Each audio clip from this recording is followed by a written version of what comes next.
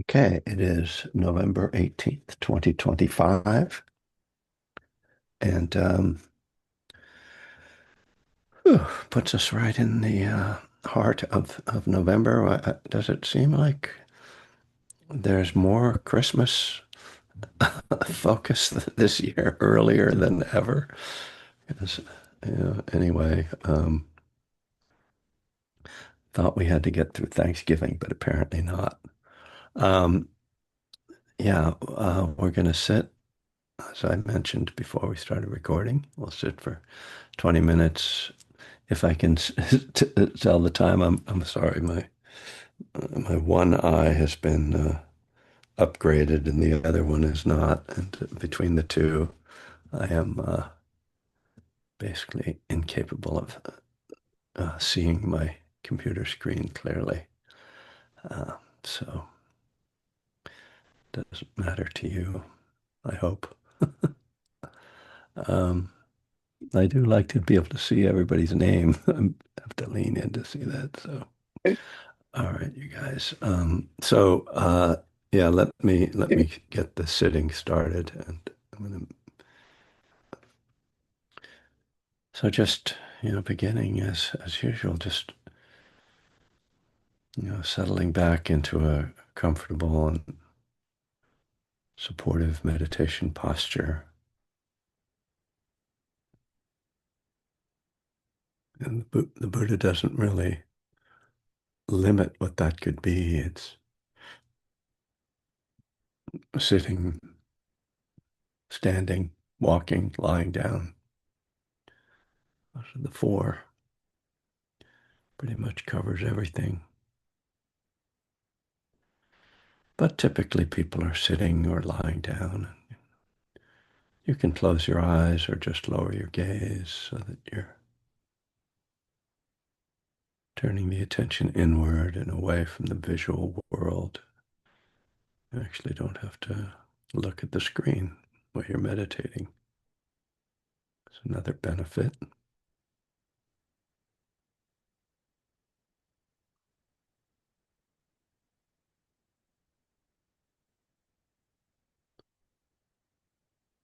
And just starting with the general awareness of the body, whatever you're able to feel in your body.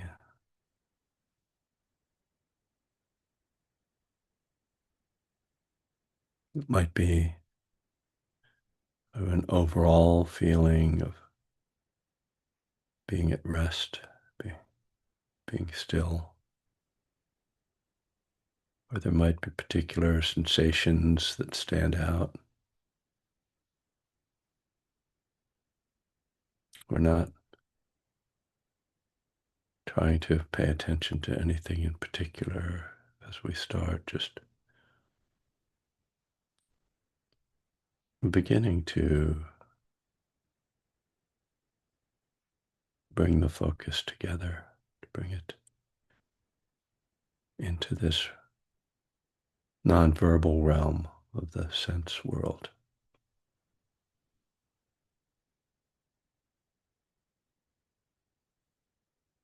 And along with that awareness, to relax the body a bit, see if you can release any tension or have a sense of letting go.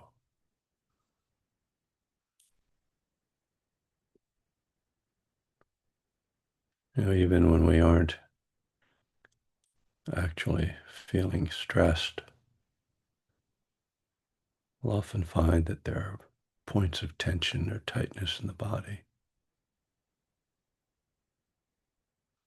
Sometimes we just carry these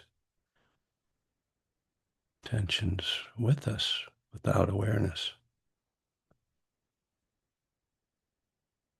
Sometimes you might want to soften the face, the jaw, relax there, let the shoulders release,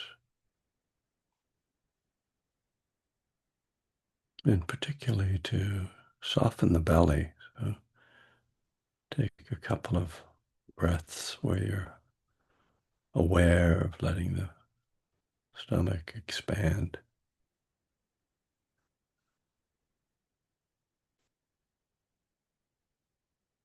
Again, that's one area where we can clench the muscles unconsciously. And when we intentionally release, there can be a more general release in the nervous system. Kind of feel a settling.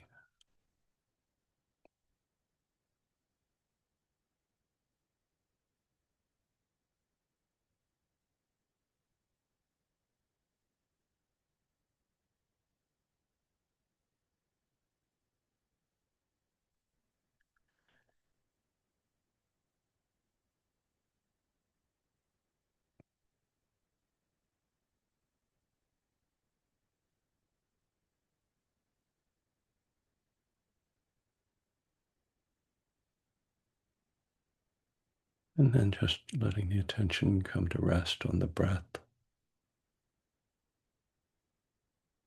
Here we're bringing more intentionality to the focus of feeling the breath either at the nostrils or the belly, not trying to control the breath or create any particular experience.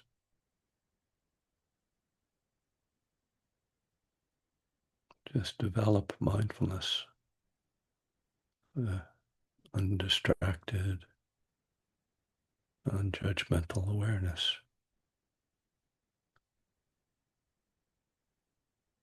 So if you're following the breath at the nostrils, just aware of the touch of air coming in and out.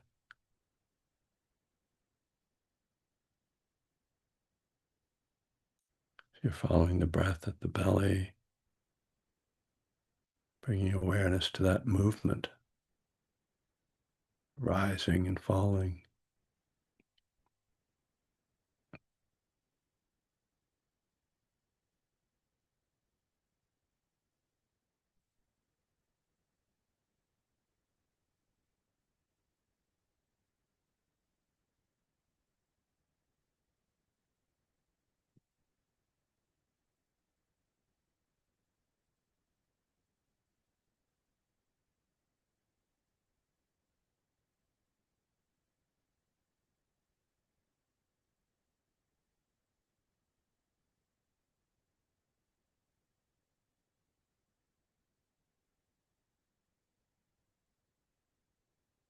It's natural for the mind to wander, and we try to pay attention to the breath or place it on one thing. Our minds tend to be restless. And so the most basic and essential aspect of our meditation practice is the returning to the breath when you realize the mind has wandered.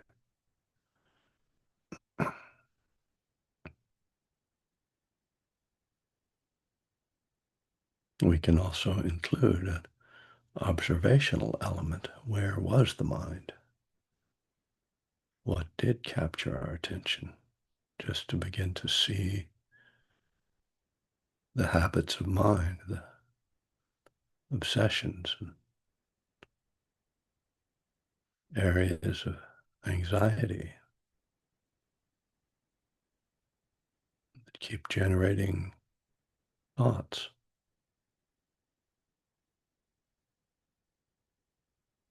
So even as we return to the breath, we also see with a kind of inventory our own mind.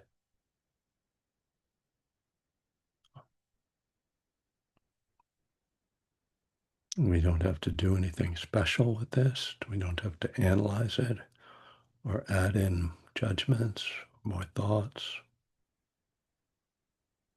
The seeing alone what's revealed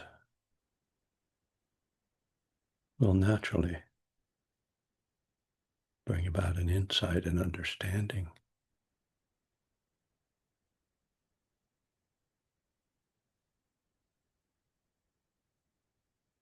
even though our minds are complex. Much of what we do with our thinking is quite simple, really primal expressions of desire and aversion, expressions of fear,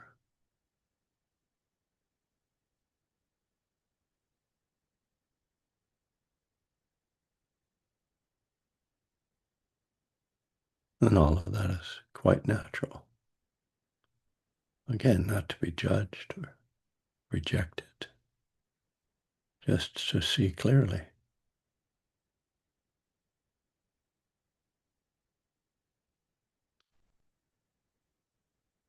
And when we get into the habit of returning to the breath and to the present moment,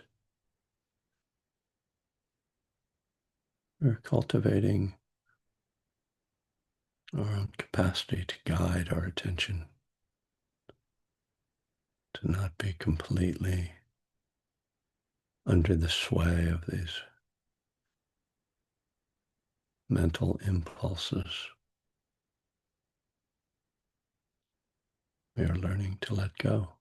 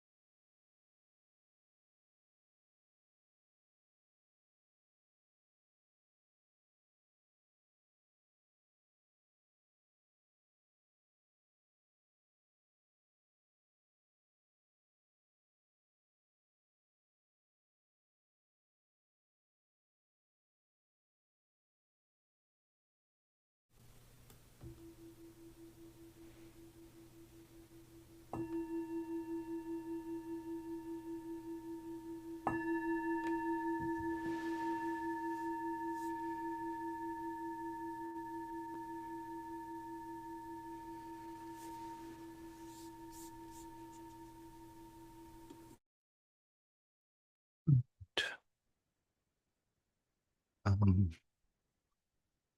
before I talk more Dharma, I just wanted to, this comment about kind of trying to make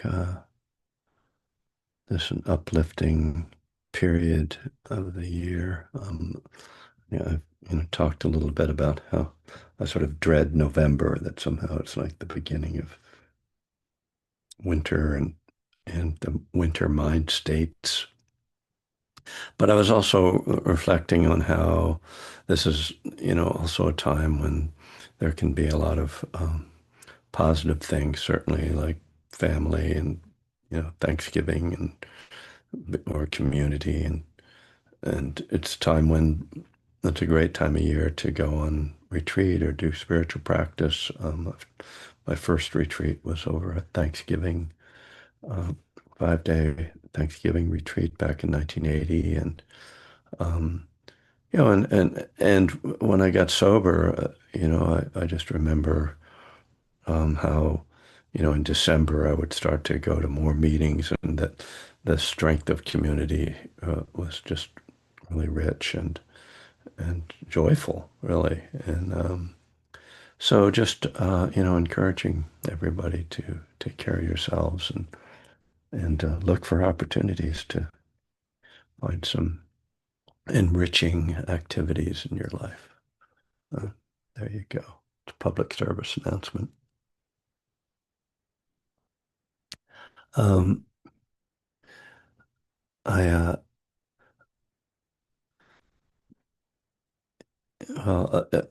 as we were sitting, and um, and I'm sort of guiding this and thinking about how this practice works. It's something, these things that I obviously think about a lot and try to communicate. The observing the mind part of this practice, observing the thought patterns, and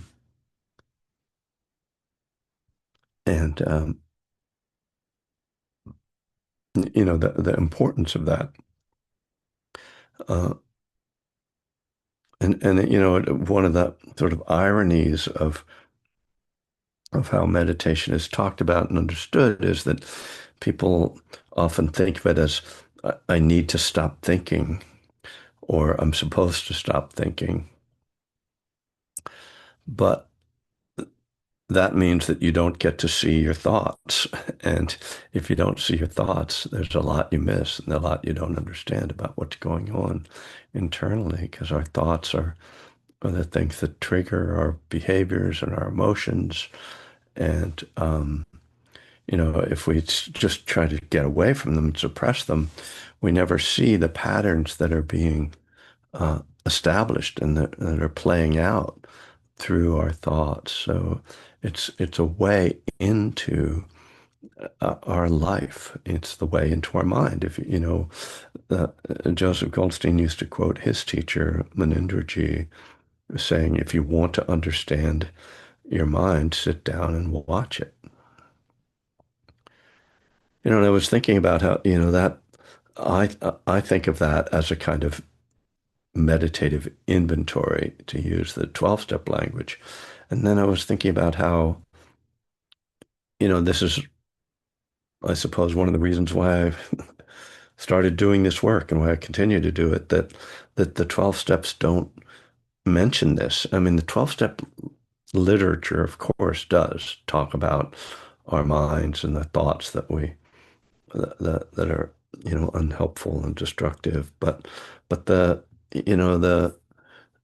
the steps themselves, starting from step 4, focus on, you know, our behavior, essentially, and the ways our behavior manifests, our failings, our moral, searching in fearless moral inventory, the shortcomings. Uh, step 6 and 7 talk about defects of character and shortcomings, but they don't specifically sort of point to the mind. That's it's more like try to act better, try to behave better, and um, and obviously that's a really valuable thing and an important part of recovery. But it doesn't really get at the roots of addiction, which are in the mind. And and to understand the mind, we sit down and watch the mind. And it's not just that we look at the thoughts that arise, because the mind is more than thoughts, even though that's, again, sort of one of the simplistic ways that we maybe talk about our mind. Um, but the mind includes emotions, and it includes these elements that the Buddha talks about of the feeling tone of our mental experience as well as our physical experience, but the feeling tone of our mental experience, the way our mind labels things and names things, perceives things, understands things, the impulses and volition that comes about through the mind, and consciousness itself. These are, four of the five aggregates: the feeling, tone, uh, perception, mental formations, consciousness. The fifth one is the form, is body. And so, but when we start to meditate, the grossest form of mental activity is thoughts. And so that's the thing we can start to look at and see. And as I say, that can be very revealing. You start to realize that you obsess a lot about this or that you worry about that, something really unnecessary. Like one of my examples is that I realized some years ago that every time I was planning a trip, I spent 2 weeks packing my suitcase in my mind, and and just seeing that, literally seeing, like, being meditating and going, oh, I'm doing that again. And finally realizing I was doing it because it was going on unconsciously. I wasn't aware that I was doing it. And then finally realizing I was doing it was like, you know, I don't have to plan everything. I mean, it's good, to think about, okay, you're going to a different climate. Maybe you need to go to the store and pick up, some other garment or something. But I don't need to spend my 45-minute meditation period thinking about what clothing I'm going to wear in 2 weeks.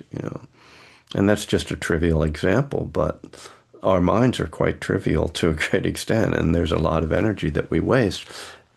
But more importantly, it's to notice, well, what's that about, right? And that's a pretty simple example that obviously it's about anxiety. And it took me a long time to realize that I have this anxiety about travel. It's like, okay, and what does that feel like, right? Because it's more than just thoughts. It's an energy in the body and it's the nervous system. And how can I respond to that? Do I need to, does that have to take me over? You know, um, so watching the mind is not just watching the words or the literal thoughts in the mind, but it's watching this whole interactive system. And one of the topics I've returned to a great deal lately is the topic of feeling tone, or Vedana. Excuse me for a moment. And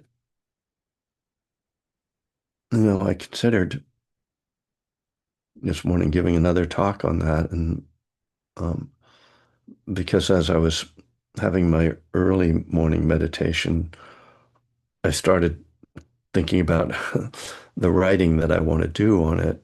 Um, so then I thought, well, maybe I'll just talk about this again, but um, without getting into the whole thing, I picked up Venerable Analayo's book, Bhikkhu Analayo's book, Mindfulness of Breathing. It's on the Anapanasati Sutta, and one area of that sutta addresses feeling tone. And there's one sentence that really stood out for me about working with this, and I'll talk about it, but I'll read the sentence. The simplicity of feeling tone compared to the complexity of other aspects of mental activities makes it easier to observe without getting carried away. So the simplicity of feeling tone as compared to the rest of, other mental activities, makes it easier to observe without getting carried away. The affective dimension of mental activity can become an expedient handle for mindful investigation to get a secure hold on present moment experience without becoming involved in it. So I guess that means I need to sort of explain feeling tone. And the Pali word for it is Vedana. Again, you got those who've been around for a while heard about this a lot. And that what the Buddha tells us is that every sense experience is initially received as either pleasant, unpleasant, or neutral. So seeing, hearing, tasting, touching, smelling, and thinking, every time our senses are experiencing one of those things, and the mind is considered a sense, then that sense is receiving that experience as either pleasant, unpleasant, or neutral, which is one of the reasons why our minds are very complicated, and it's part of the work of the mind to realize that our mind then is receiving six signals in every moment. It's receiving Vedana through each of our senses constantly. Most of it is neutral. It's either pleasant, unpleasant, or neutral. Most of it is neutral, or we'd be overwhelmed, right? And this is one of the things that happens when you're in a highly stimulating environment, that you're receiving too much Vedana and you can't process it. But what is most interesting to me, and pretty apparently to the Buddha as well, is the Vedana, or the feeling tone of the mind, right? And so to realize that every thought is received or known as pleasant, unpleasant, or neutral, and that pleasant or unpleasant or neutral feeling in the mind then triggers more complex. How did um, Analio put it? More complex mental activities. Because thinking is more complex than just feeling. At least this is how we'd. I'll posit that, and I think that's what he is positing, and that all the elements of thinking are more complex than just the affective tone. But the affective tone is what triggers us falling into the things that cause suffering. Because if it's a pleasant affective tone, it triggers craving. If it's an unpleasant affective tone, it triggers aversion. If it's a neutral affective tone, it triggers delusion or non-attention. And desire, aversion, and let's say non-attention are the roots of suffering in Buddhist, you know, theory, and and this is what the Buddha teaches. And so, if we're trying to interrupt the arising of suffering, we want to catch the affective tone before it triggers this response, the desire, aversion, or non-attention. And that's a particularly fruitful place to look because the simplicity of feeling tone makes it easier to observe without getting carried away. So what the, and this is when the Buddha teaches mindfulness, what's the second foundation of mindfulness? It's feeling tone. So he's saying, pay attention to your body and pay attention to feeling tone. And if you are able to just be with feeling tone and breathe with it and feel it, then it won't have to proliferate into thinking or into the grasping. This requires training for, I would say, for two main reasons. One of the main reasons it requires training is because ordinarily we aren't even aware of feeling tone as a distinct aspect of experience. We might feel it as part of I'm feeling crummy or I'm feeling excited or I'm feeling anxious, but we're talking about an emotion there, really more of a complex mental activity. But to just feel the raw, pleasant, unpleasant, or neutral quality of things is something we have to learn how to do. It's not instinctive, it's not intuitive, it's not something that even in our culture we know exists. It's not this is like one of those genius aspects of the Buddha that he is able to parse out the distinct elements of experience and show that there's this aspect of experience that ordinarily is completely ignored because we're swept along by the energy, right? We're swept along by the pleasant, unpleasant, or neutral quality of it.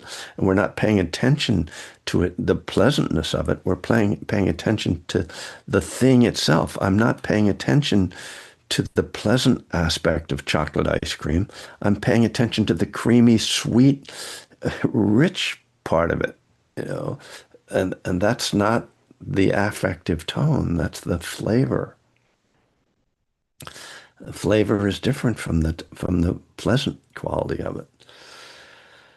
But in this Buddhist framework, the flavor isn't really important, which is really kind of striking to me because I think, the ordinary, unenlightened worldlings, as the Buddha calls us, we think the flavor is what it's all about. And the Buddha's like, yeah, yeah, yeah. No, no, don't. That's not what you need to notice. Notice the pleasantness and notice what it's triggering. So this is the first challenge of working with Vedana is just finding it, noticing it, separating it out. And my experience is that you can't get rid of everything else and just be absorbed in Vedana. No, I shouldn't say you can't, but that's difficult. Essentially, what happens is that the flavor recedes a little bit, the flavor of the experience. And I'm using flavor now as more of a metaphor than a literal term, because I'm suggesting that seeing, hearing, tasting, touching, and smelling and thinking, each of them has a flavor. So I'm using it as a metaphor rather than the literal flavor I was talking about before. So we we have to learn to so the flavor can kind of recede as we try to pay more attention to the affective tone. Now that flavor is complex. It's got with the five physical sentences, it's got a physical quality to it, so it's part of form.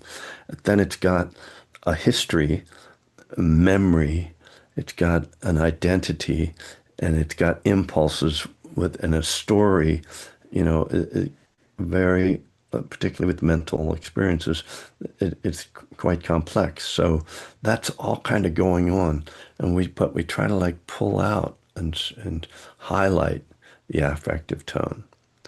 So that's the first thing we have to do to be able to just find it at all, and that can take a while. So get to work. The other aspect that makes it difficult to develop mindfulness of Vedana, of affective tone, is that it's we are there from, I don't know if I can speak of all humans, but many people, and I speak for myself, and I think this is probably true of a lot of people with addictions or recovering from addictions. Many people are afraid to feel anything.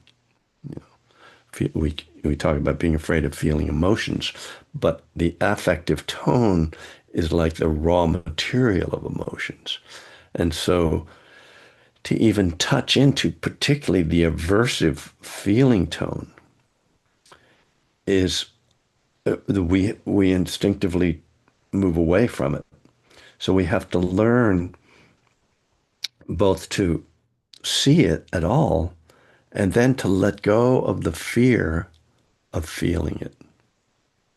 So this is a process. This is not something that we just do by, oh, I read I should do this, or Kevin said I should do that. I just, you know, it's like you have to get the idea in your head, and then you have to start to work on it, and it's a process.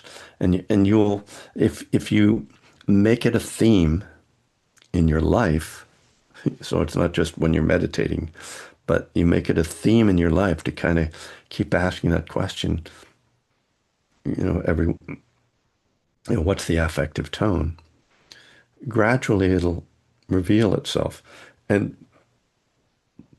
most of the time, at least in the beginning, you're only you only can be aware of the Vedana in retrospect.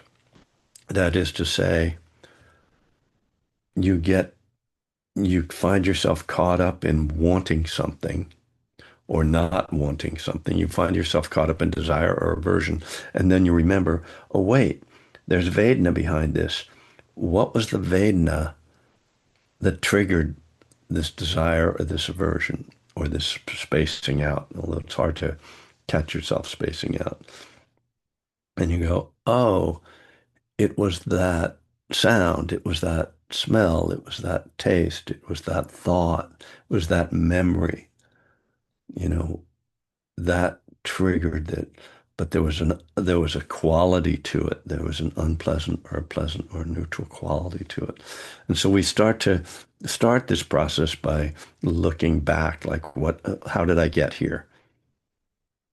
And then with time, we can cultivate this mindfulness in our meditation so that we're actually feeling the feeling tone in real time. And that's, again, as I say, the four foundations of mindfulness are body, feeling, tone, mental states or mind states, and what's called phenomena, or this Dharma teachings, insights, I like to think of them. So one-fourth of what the Buddha thinks we should pay attention to, that at least a quarter of our attention should be on Vedana. And so since most of us don't even know what that is and have to learn what it is and learn how to feel it, we can see that it's a very demanding aspect of practice, a very challenging aspect of practice. It, uh, I guess I find it particularly intriguing because of that, um, opaque quality to it. I guess opaque might be not be exactly the right word, but this quality that it's like hidden. We can't really see it. We're blind to it. And because it's easy to say, oh, mindfulness of the body, mindfulness of breath makes perfect sense. Mindfulness of mental states or mindfulness of thoughts, okay, I get what that is. But mindfulness of feeling tone is something unusual and not familiar to most of us. So yeah, I I hope that was useful. It feels like I am really in this process of kind of sorting out how to communicate this uh, and communicate about this quality as I think about writing about it. And so I appreciate your patience in listening, and I hope it's pointing towards something that you find useful. So thank you for your attention, and we have some time left for comments or questions. I'm going to lean in a little bit instead of just talking to space. Hi, Kevin. I have my hand up. I don't know if you can Yeah, see. yeah. Johnny, hi. Okay. I'm not sure how much you can see on the screen, so I don't want to make assumptions that you can see. Um, I, I seem to be more blind to the neutral aspects of the feeling tones, and I don't really, I really never gave it a whole lot of thought, whether that lack of realization how it affects me, and I don't know how to look at it. I guess is what I'm saying. Yeah, It's neutral. I'm just kind of like, and I don't care. And I'm concerned now because I know I should say should, but I want to be more aware of when those feelings happen mhm. of neutrality. What does that mean? Am I ignoring things? I want to have some curiosity around it. What are your thoughts on, Yeah. Great yeah, question, Joni. Thank you. yeah. The Something Analio says, and I'm pretty sure it's in this book, really struck me on that topic when he says that neutral feeling tone tends to trigger um, fantasy, kind of spacing out, to, because it's essentially boredom. We're bored, and so we kind of generate something. Um, so again, it's like something we see more in retrospect, like when you realize, oh, why am I fantasizing about that? Like, why am I planning my Hawaiian vacation that I am not going to go on or whatever, you know? Um, and you realize, oh, I was just bored. Nothing was happening. And reading that from him answered a question I've often had that of something that happens on meditation retreats, how I can get to a place where I'm very concentrated and everything's really peaceful. And it's just like settled and like the retreat is going really well. And then my mind just goes right off and trips out into dreams and can't, what I'm going to do after the retreat and all blah, blah, blah, and all this stuff. And I always ask myself, why, when I'm in this pleasant, quiet state, does my mind completely go off? Why won't my mind just be happy to be there? And it's because it's a relatively neutral state. There's not much going on. There's no drama, so our minds kind of seek out stimulation. And when there isn't much stimulation, we we create it. It's like we know, like there's that, the kind of uh, people who create drama in their lives. People who don't have any problems, don't really have any problems, but they somehow they're always finding problems, and I mean, and of course we all do this to some degree. So that's what I understand about it, that it's tied up with it triggers this kind of wish for something to happen. And so I don't know if that's helpful, but something to notice. Yeah, that is helpful. Thank you. It explains why I am always seeking entertainment. Yeah, I'm always exactly. designing something or painting something in my mind or thinking. Yeah. Yeah, yeah. Yeah, and so-called smartphones are the the addiction to smartphones is that fear of the neutral experience, if you will. I don't know if we call it fear, but yeah, it is fear because that feeling like, oh man, I'm gonna have to sit here and do nothing for the next 5 minutes. Quick, grab my phone, you know. Yeah. Steve, go ahead.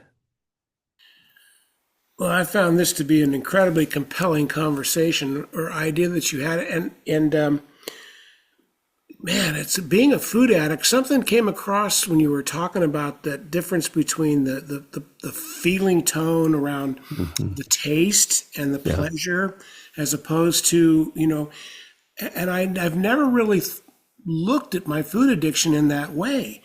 I started to think to myself, well, there's a useful tool.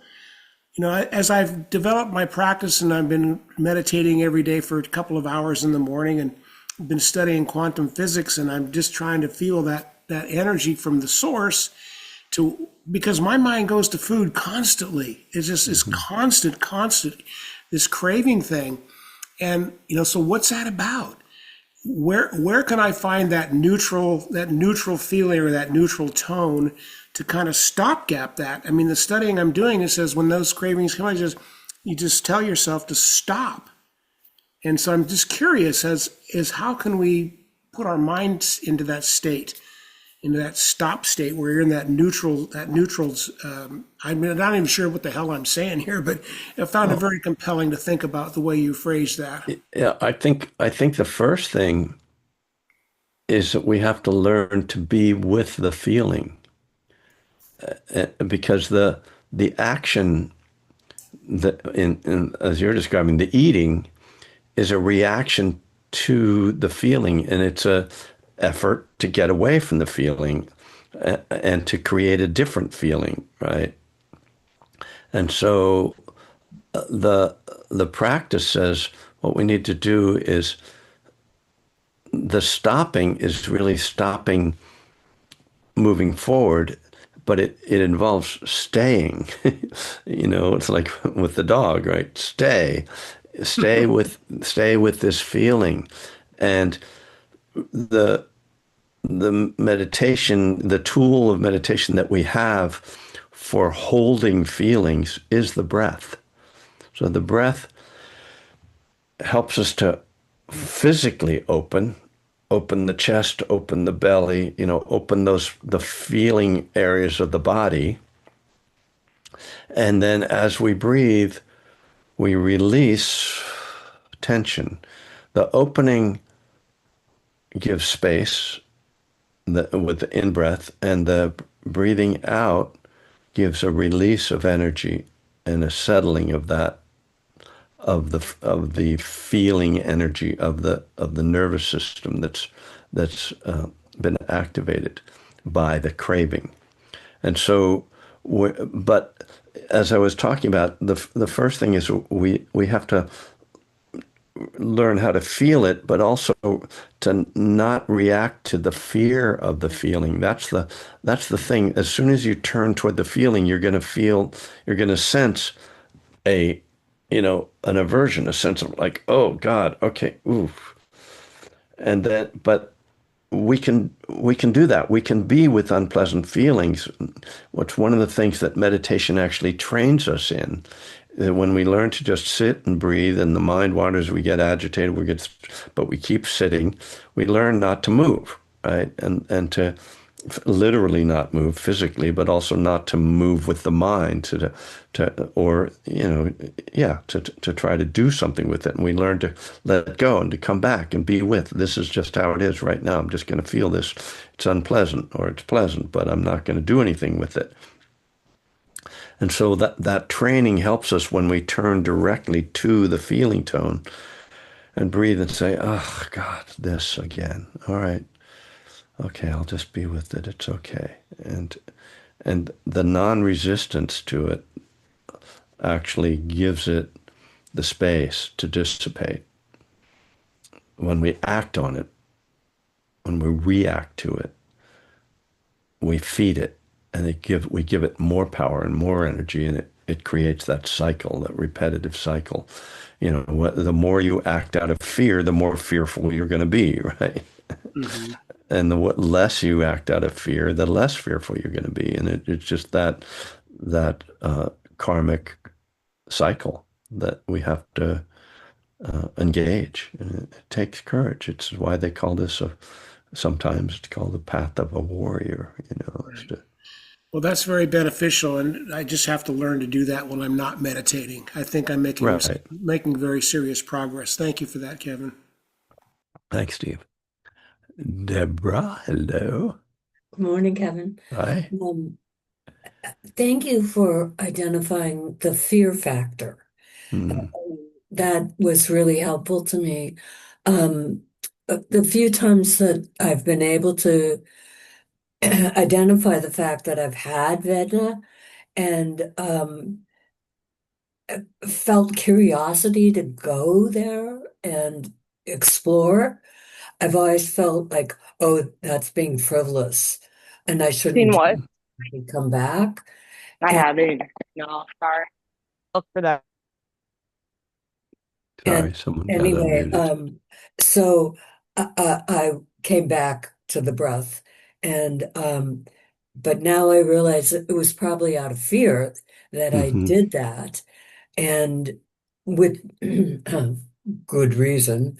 And so I should just say, put on, my big girl panties and really explore because that's, part of my path is to, be unafraid now.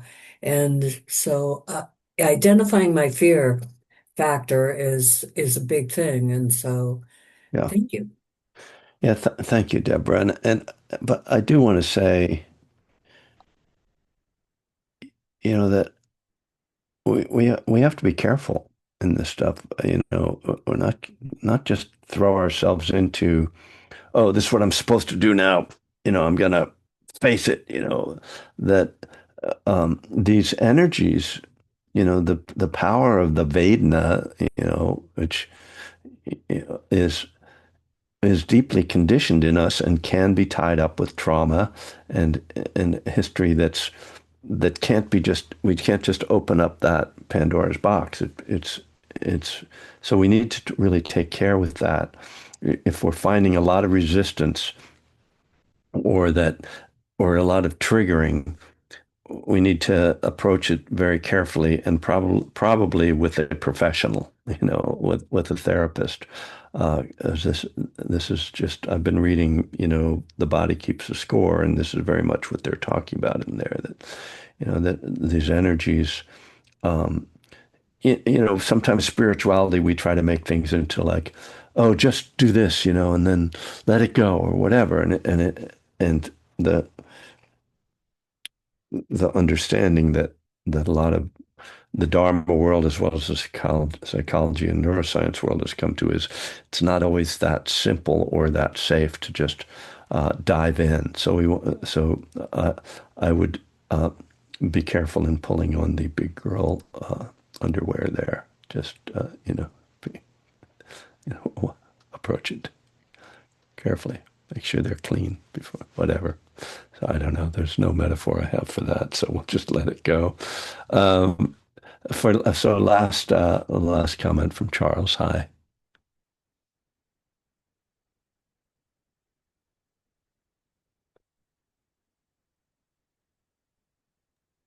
There you go.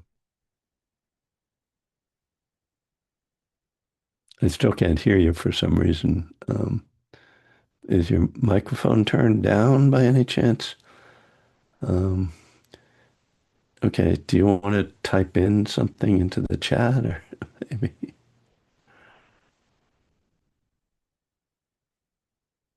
While you're doing that, I will just say, I will be back next Tuesday and then, oh, okay. All right. I'm sorry about that. Drop a line if you like. I'm